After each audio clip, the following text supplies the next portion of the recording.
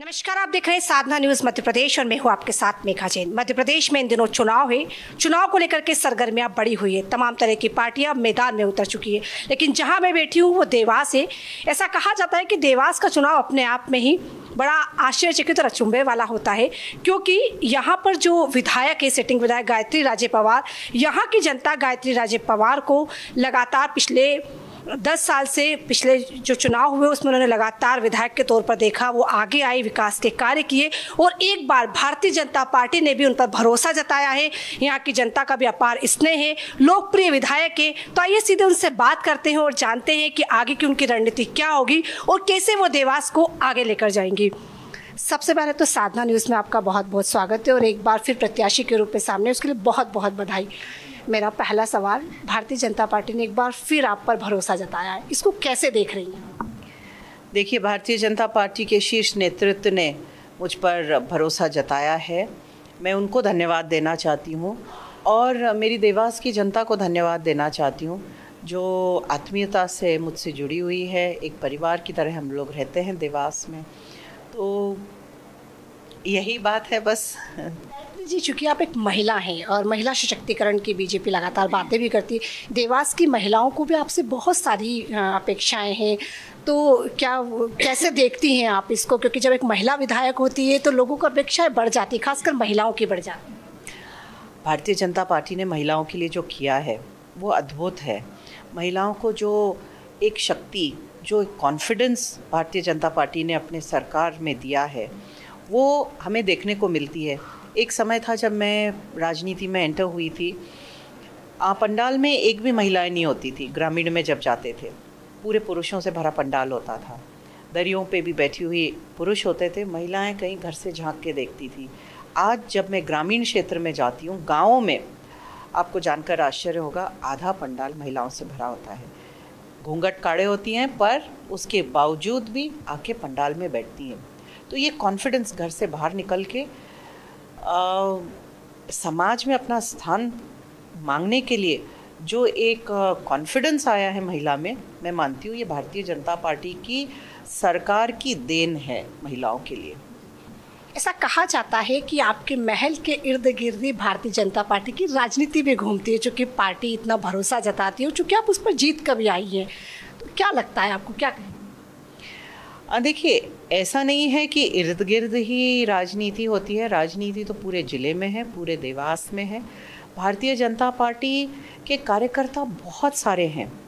Bharatiya Janata party इस प्रदेश की नहीं, देश की नहीं, अंतर्राष्ट्रीय लेवल पे देखें तो दुनिया की सबसे बड़ी राजनीतिक पार्टी है। और उसी मायने में अगर हम देखें तो देवास में भी बहुत सारे कार्यकर्ता हैं। हर कार्यकर्ता का कहीं ना कहीं एक विश्वास जुड़ा है हमसे। मैं मानूंगी कि मैं कामयाब हो पाई हूँ कि विश्वास दिला पाई हूँ एक एक कार्यकर्ता को अपने से जुड़े रहने के लिए, क्योंकि ये ऑर्डर पे कोई नहीं जुड़ता है आपसे। आपको कष्ट करना पड़ता है, आपको मेहनत करनी पड़ती है एक एक व्यक्ति को अपने से जोड़ने के लिए। तो वो मेहनत की है हमने अपना बेस्ट फुट फॉरवर्ड रखा है, जिससे हमने जनता को विश्वास दिलाया है कि हाँ, मैं भी उनके परिवार का हिस्सा हूँ। गायत्री जी, निसंदेह ये बात कहने में कोई दो राय नहीं है कि देवास का जो विकास हुआ है वो आपके राज में, आप जब विधायक थे तो हुआ। लेकिन कई लोगों का या कांग्रेस के लोग ये कहते हैं कि जब यहाँ पर शिक्षा की बात होती है, स्वास्थ्य की बात होती है, तो लोगों को देवास से इंदौर जाना पड़ता है, वो पलायन करते हैं। इसके लिए आप क्या कहेंगे? देखिए, ये पहले की स्थिति थी जब शिक्षा और स्वास्थ्य के लिए देवास से दूर जाना पड़ता था, क्योंकि हमारे पास में इंदौर और उज्जैन जैसे महानगर हैं एक एक घंटे की दूरी पे। तो स्वाभाविक था कि यहाँ से लोग उठकर इंदौर की तरफ भागते थे। पर हमने पूरी कोशिश की है। आज हमारे पास गर्ल्स डिग्री कॉलेज है, हमारे पास उच्च कोटि की शिक्षा अवेलेबल है, लॉ कॉलेज है, साइंस कॉलेज है। हमने अभी 2 बहुत बड़े 6.5 करोड़ की लागत से बनने वाला एक भवन लॉ कॉलेज को दिया है और एक भवन साइंस कॉलेज को दिया है। हमने इसके अलावा पॉलिटेक्निक कॉलेज है देवास में। देवास और उज्जैन के बीच में ही, देवास के बिल्कुल बाउंड्री पे ही अमलतास मेडिकल कॉलेज है। प्राइवेट कॉलेज है पर मेडिकल कॉलेज है वो। बहुत हद तक हमने शिक्षा के क्षेत्र में अच्छी शिक्षा देने का प्रयास किया है। अगर स्वास्थ्य की बात करें तो देवास में 500 बेड का मैटरनिटी हॉस्पिटल लेके आई हूँ मैं, जिसका काम पूरा हो गया है। महीने 2 महीने में हम उसका लोकार्पण भी करेंगे। 100 बिस्तर से ये शुरू होगा। आज 40 डिलीवरीज पर डे होती हैं देवास में। 100 बेड से शुरू करेंगे तो पूरे ज़िले को लाभ होगा। उस मैटरनिटी हॉस्पिटल में महिलाओं के लिए उच्च कोटि की सुविधा उपलब्ध होगी, ताकि जापे के लिए अब बहू बेटियों को इंदौर नहीं दौड़ना पड़ेगा। इस तरह से हमने संजीवनी क्लिनिक्स हर वार्ड में बनाने की कोशिश की है। ऐसे हमारी 15 संजीवनी क्लिनिक्स बन रहे हैं।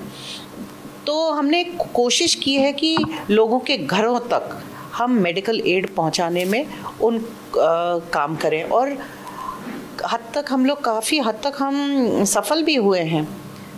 पर हाँ, मैं मानती हूँ देवास से बहुत बड़ी एक सिटी है इंदौर, तो अभी हम उससे कम्पीट नहीं कर पा रहे हैं। पर मेरा उद्देश्य है और मेरा एम है कि इंदौर जैसी हर फैसिलिटी देवास में हम उपलब्ध करा कर देंगे। चूँकि फ्लाईओवर की देवास में बहुत बातें होती, हम जब आ रहे थे तो हम देख रहे थे अच्छे फ्लाईओवर से। आपने जो गार्डन हमने देखा, काफ़ी बड़ा गार्डन है। मुझे लगता है मध्य प्रदेश में ऐसा गार्डन हमें अभी तक देखने को नहीं मिला। कई अच्छे कार्य किए, पर ऐसा आरोप आप पर लग रहा है कि वो जो फ्लाईओवर था वो शहर से अंदर जाना था उसका, और वो शहर से बाहर की ओर चले गया है। इस पर भी आरोप है, इस पर आप क्या कहेंगे? देखिए, ये जब कांग्रेस की सरकार थी, ये फ्लाईओवर शहर के बीचों बीच सैंक्शन कर दिया गया था। जब हमारी सरकार बदली तो मैंने देखा कि इसकी ना तो कोई सर्वे रिपोर्ट हुई थी, कोई सर्वे नहीं, ना तो ट्रैफिक सर्वे, ना टेक्निकल सर्वे, कोई सर्वे नहीं हुआ था। उसको लाके केवल शहर के बीचों बीच रख दिया था। वो माताजी की पेड़ी के भोपाल चौराहे से शुरू होकर एपेक्स हॉस्पिटल के उधर ख़त्म होने वाला था कहीं। जब हमने सर्वे करवाया तो मालूम पड़ा कि वहाँ पे उसकी उपयोगिता थी ही नहीं। उसकी उपयोगिता आगे थी, जहाँ पे कैला देवी चौराहा या विकास नगर चौराहा, जहाँ ट्रैफिक का दबाव सबसे ज़्यादा है, रोड चौड़ा है, जहाँ सर्विस लेन मिल सकती है लोगों के लिए, वहाँ पे उपरोक्त जगह थी उसकी। टेक्निकल सर्वेज, ट्रैफिक सर्वेज के हिसाब से हमने उसको शिफ्ट किया यहाँ से भोपाल चौराहे से आगे तक, क्योंकि भोपाल चौराहे से डायरेक्ट इंदौर जाने के लिए ऐसा बहुत ट्रैफिक नहीं है। जो बाईपास से आता है वो मक्सी रोड से आएगा, वो बाईपास चला जाएगा। अगर डायरेक्ट इंदौर जाना है, वो इंदौर देवास में क्यों घुसेगा केवल उस फ्लाईओवर पे से जाने के लिए, इंदौर के लिए?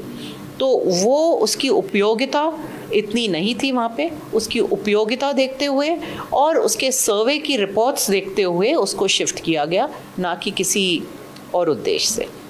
जब आपकी टिकट की घोषणा हुई तो कार्यकर्ताओं में अपार खुशी का हजूम था। हम बाहर भी देख रहे हैं, लगातार लोग आपसे मिलने आ रहे हैं। तो विधायक के तौर पे तो आप काम कर ही चुकी है, क्या हम आपको मंत्री पद में भी देख पाएंगे? क्या आप मंत्री बनेंगे? देखिए, मैं एक बात बोलना चाहती हूँ।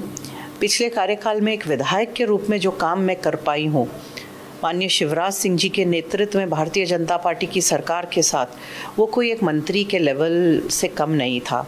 इतना सहयोग मेरी इस पार्टी ने मुझे दिया है, इतना सहयोग मेरे मुख्यमंत्री जी ने मुझे दिया है कि ऐसी कोई मांग नहीं बच जाती है कि मंत्री ही बनना है। एक विधायक रहकर भी हम उच्च कोटि का विकास कर सकते हैं, बेहतर काम कर सकते हैं। बाकी पार्टी का जो भी आदेश होता है हम फॉलो करते ही हैं। मेरा सवाल राजनीतिक पार्टी से हटकर है, चूँकि आप भी महिलाएं, मैं भी एक महिला हूँ। जब उज्जैन में इस तरीके के केसेस होते हैं तो निसंदेह भारतीय जनता पार्टी उस पर एक्शन लेती, कड़े एक्शन लेती है। पर चूँकि आप एक माता राजघराने से भी आती है, आज आप लोगों को क्या संदेश देंगी? वो बच्ची 15 साल की मैम लगातार भटकती रही, लेकिन एक भी कोई व्यक्ति घर से बाहर नहीं आया, समाज का कोई व्यक्ति बाहर नहीं आया, उसकी मदद नहीं करी। आज आप समाज को क्या संदेश देना चाहोगे? मैं समाज को यही बोलूँगी, सबसे पहले मन में दया की भावना तो होनी ही चाहिए, पर आप अपनी बेटियों की तरफ ध्यान नहीं देंगे या बेटी की तरफ आप मेरे पास शब्द नहीं है एक्चुअली, कि एक बेटी की रक्षा कितनी ज़रूरी होती है। एक मासूम की रक्षा माता पिता की ही जिम्मेदारी नहीं होती है, क्योंकि जब बच्चे मासूम हैं, छोटे हैं, वो पूरे समाज की जिम्मेदारी होते हैं।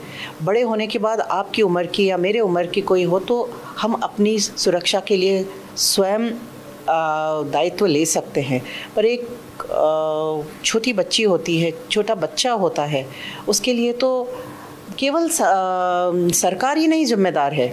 सरकार के ऊपर केवल उंगली दिखाना बहुत आसान होता है, पर हर व्यक्ति जो वहाँ खड़ा रहता है, पड़ोसी भी हो या राहगीर भी हो, हर व्यक्ति जिम्मेदार है, मैं मानती हूँ इस चीज़ के लिए।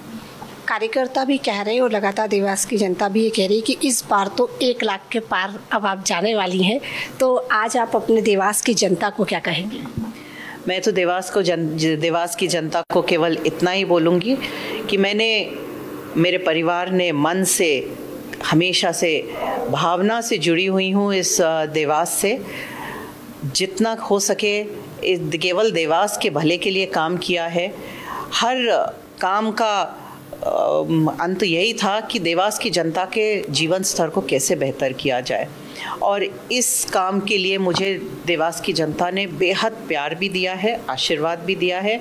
उनको फिर से मैं आश्वस्त करना चाहती हूँ कि एक और मौका मिलेगा तो अगले 5 साल मैं यही काम और दुगनी गति से, बेहतर तरीके से और ज़्यादा करना चाहूँगी। किसानों को भी आपसे बहुत उम्मीद है क्योंकि ये कृषि वाला क्षेत्र है। क्योंकि अगर आप विधायक बन जाती हैं तो ऐसे क्या आपके पास प्लानिंग से जो आप देवास के लिए, आसपास के लिए, युवाओं के लिए, किसानों के लिए करेंगी आप जनता को? देखिए, किसानों के लिए तो हमारी भारतीय जनता पार्टी की सरकार बहुत कुछ कर रही है, मैं वो सब नहीं दोहराऊंगी, पर एक बहुत बड़ी उपलब्धि मेरे क्षेत्र के लिए जो हमने दी है और मैंने शिवराज सिंह जी, माननीय मुख्यमंत्री जी से जिद करके मांग के ली है, वो है नर्मदा सिंचाई योजना। उसमें मेरे क्षेत्र के पूरे 29 पंचायतों को, 74 गाँव को जोड़कर दिया है माननीय शिवराज सिंह जी ने, और ये इसकी सौगात मैं मानती हूँ सबसे बड़ी सौगात है किसान के लिए कि उसके खेतों तक पानी आ जाए। उसके खेतों तक पाइपलाइन के माध्यम से पानी अगर किसान को मिलता है, इससे बड़ी चीज़ कोई किसान के लिए नहीं होती है। बाकी आप बीमा दे सकते हैं, मुआवजा दे सकते हैं, पर आप अगर किसान को भरपूर मात्रा में पानी देते हैं तो अतुलनीय है, और वो काम हमने किया है। उसका भूमि पूजन माननीय शिवराज सिंह जी ने वर्चुअली किया है, और बहुत ही जल्दी ये पाइपलाइन भी बिछेगी और मेरे हर गांव में, हर खेत में मां नर्मदा का पानी सिंचाई के लिए उपलब्ध। चूँकि देवास का जो मंदिर है वो प्रसिद्ध मंदिर है, कई हजारों किलोमीटर दूर से लोग यहाँ पर आते हैं, तो क्या आप उसके सौंदर्यीकरण के लिए भी आप कुछ करेंगी? जी, दोनों माताओं के मंदिर के लिए हमने पहले भी किया है। अभी माननीय शिवराज सिंह जी से 2 करोड़ रुपए लाकर हमने ऊपर सौंदर्यीकरण किया है। सभी के जन सहयोग से पूरे चांदी के दीवारें और दरवाजे किए हैं, पर अब आगे हम चाहते हैं कि एक देवी लोक का भी निर्माण हो।